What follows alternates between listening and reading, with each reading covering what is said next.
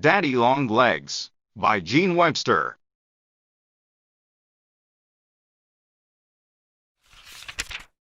2. Blue Wednesday.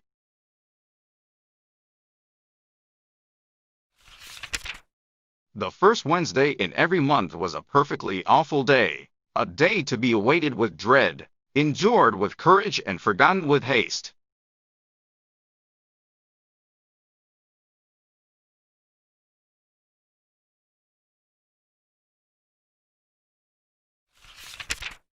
Every floor must be spotless, every chair dustless, and every bed without a wrinkle.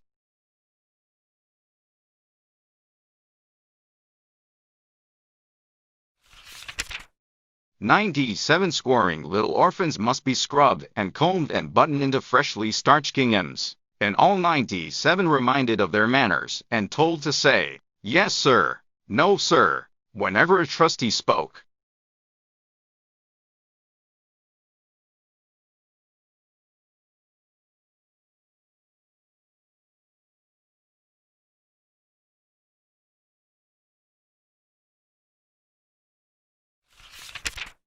It was a distressing time, and poor Jerusha Abbott, being the oldest orphan, had to bear the brunt of it.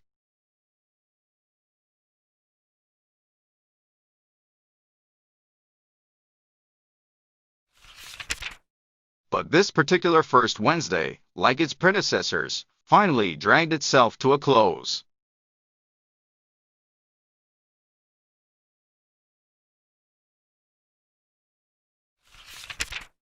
Jerusha escaped from the pantry where she had been making sandwiches for the asylum's guests, and turned upstairs to accomplish her regular work.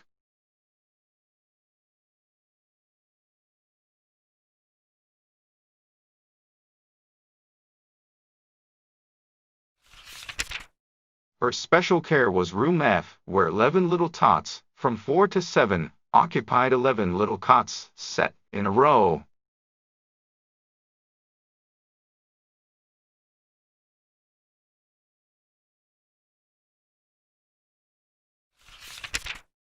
Jerusha assembled her charges, straightened their rumpled frocks, wiped their noses, and started them in an orderly and willing line towards the dining room to engage themselves for a blessed half-hour with bread, and milk and prune pudding.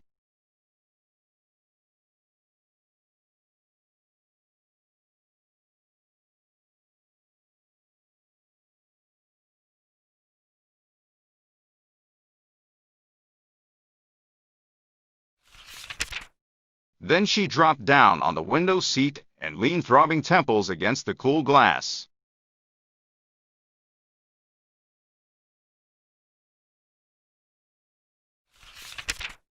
She had been on her feet since 5 that morning, doing everybody's bidding, scolded and hurried by a nervous matron.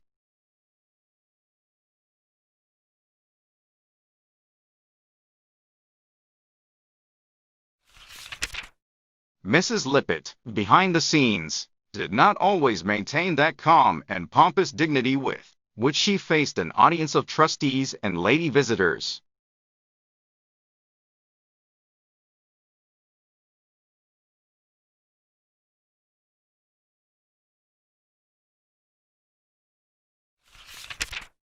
Jerusha gazed out across a broad stretch of frozen lawn, beyond the tall iron paling that marked the confines of the asylum, down undulating ridges sprinkled with country estates, to the spires of the village rising from the midst of bare trees.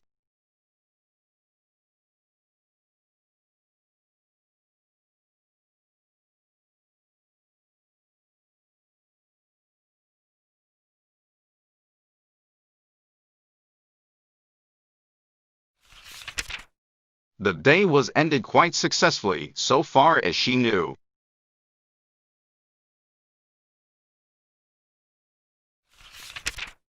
The trustees and the visiting committee had made their rounds, and read their reports, and drunk their tea, and now were hurrying home to their own cheerful firesides to forget their bothersome little charges for another month.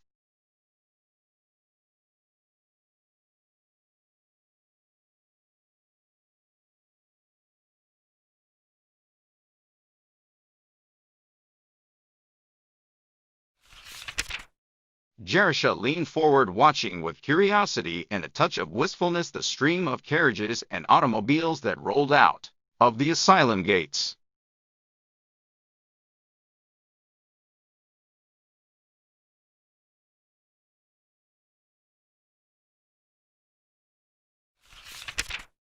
In imagination, she followed first one equipage, then another to the big houses dotted along the hillside.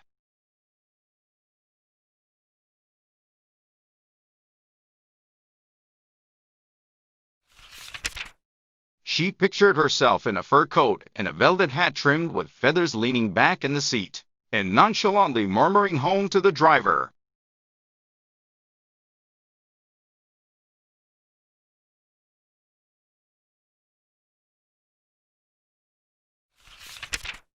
But on the door sill of her home the picture grew blurred.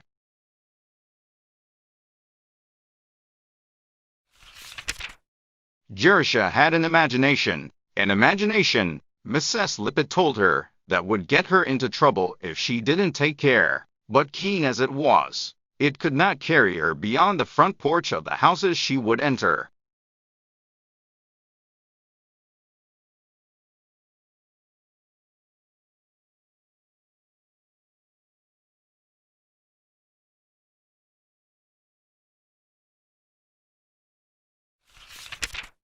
Poor, eager, adventurous little Jerusha, in all her 17 years, had never stepped inside an ordinary house. She could not picture the daily routine of those other human beings who carried on their lives undiscommoded by orphans.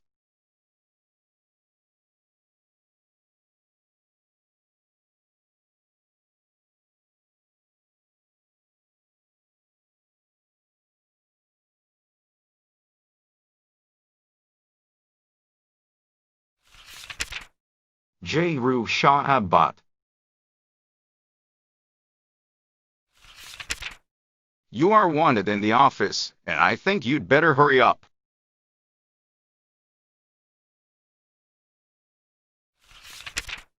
Tommy Dillon, who had joined the choir, came singing up the stairs and down the corridor, his chant growing louder as he approached room F.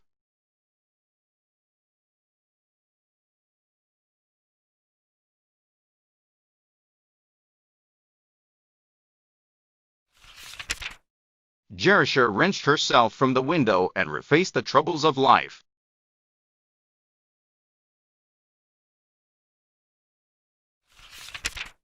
Who wants me? She cut into Tommy's chant with a note of sharp anxiety.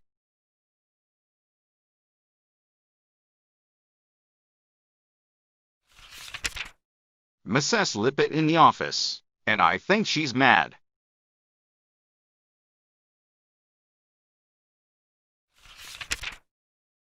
I'm in. Tommy piously intoned, but his accent was not entirely malicious.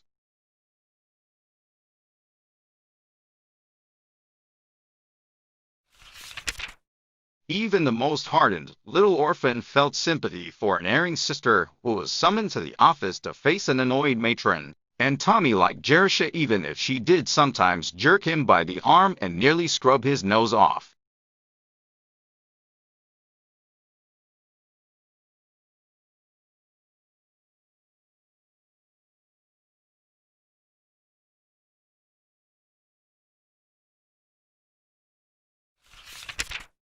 Jerusha went without comment, but with two parallel lines on her brow.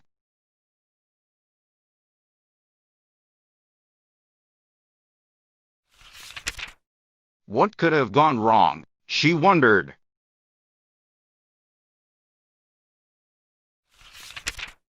Were the sandwiches not thin enough? Were there shells in the nutcakes? Had a lady visitor seen the hole in Susie Hawthorne's stocking?